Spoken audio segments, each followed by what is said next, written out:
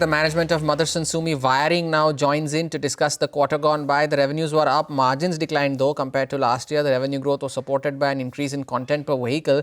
Gulshan Pahuja, who is the CFO, along with Anurag Gahlot, who is the Chief Operating Officer at Motherson Sumi Wiring, are joining in now. Gentlemen, good morning. Thank you for joining in. Your quarter gone by, you saw revenue growth of around 14%, which was higher than the passenger vehicle industry growth, which was just 3%. What contributed to that? Was it the increase in the content per vehicle, or was it did it come from the new customer model wins that you added this time around, or a combination of both? If you could tell us more on that. Hi, good morning. Thank you for taking us on CNBC. As you said that the industry has grown by 3% and we have grown by 14%, and that is mainly due to three reasons. One is the volume growth, which is 3%. Another one is the higher content and availability of MSWIL into the new model launches as well. So it's a combination of all. If you have seen that passenger vehicle is dominating by the utility vehicles, and in that also you will see that top models are selling. So cost of sales for MSWIL is directly linked to the cost of models they are making. So it is directly linked to that. So if they are selling the higher model, the higher sale we have. And as I said that if you've seen our update also in the 3 greenfield, that we are already a part of the new launches, which are going to happen in the market in the coming times. Okay. Gulshan, let me come to you, because your EBITDA margins ex greenfield projects are at 11.7%, but overall margins have dropped to 9.8%.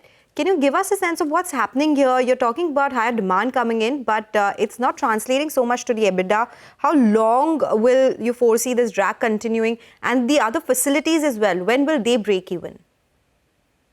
So if you see our the greenfield expansion units, so if you just take out the impact of those units, our EBITDA has marginally improved from 11.7 to 11.8% quarter on quarter or year on year basis. So if this greenfield expansion units which are reflected in our current quarter results, and that got impacted our margins, because there are certain plans with respect to the certain greenfield units have got delayed. So if you see our presentation also, the unit wise plan is already coming in that slide. So there are certain plan which was supposed to be started in Q2. The volumes are ramping up, and you will have to see in the next quarter their impact will come. So that's Yes. So what is the margin target for FY26 ex greenfield and including greenfield?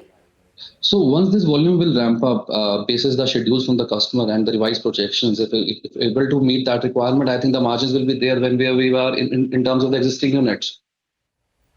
Okay. Can you give us a number?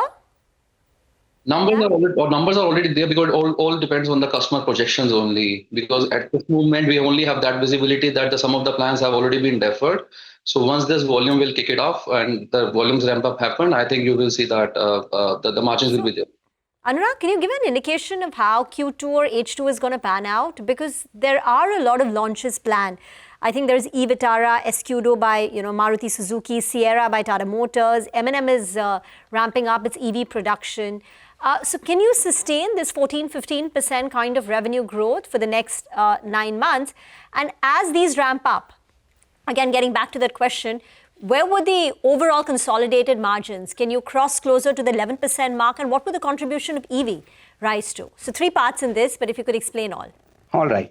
Okay. So first, coming on the first part of your question, I think the way, as Gulshan has also suggested, that there are 3 greenfields and there are many launches, as you also said, of Maruti and Tata, which is going to happen.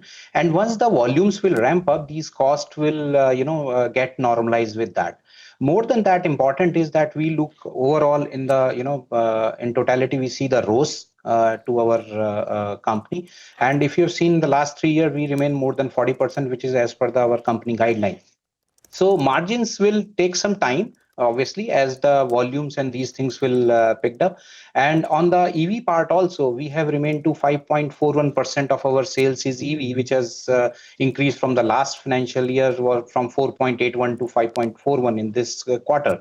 And I think with these new launches, EV penetration will grow more, but we have to watch very carefully how the consumer is going to react to these EVs. But the good news is that MSWIL is very much ready to take care for any of the EV volumes which are going to happen or any new technologies coming into this. We are a very much future-ready organization. And 15% revenue growth sustainable? I think it might happen if consumer is going to buying the utility vehicle and that also top model. Why not?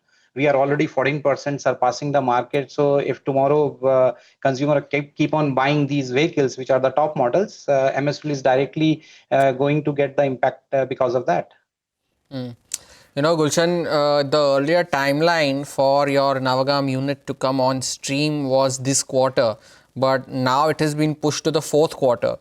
What is the reason behind this delay? If you could tell us that.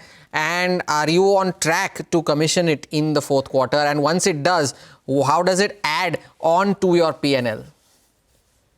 See, as Anurag has already mentioned that we always have our planning ready in place. So that we have all the capabilities in place. Whenever the customer will ask us to rep it up, we will have that thing. I think this is something that the plan has got shifted from quarter one to quarter four. This is something on account of the customer requirements, basis their new launches. That's how the plan has got revised. And the answer to your second question, that once it comes up, obviously that will impact in our the cost will be normalized and that will reflect in our margins also over a period of time. I think it's a matter of time, 1 or 2 quarters. Once this volumes will ramp up, I think you will see the cost will be absorbed and the revenue will be back and the margins will be there and stable.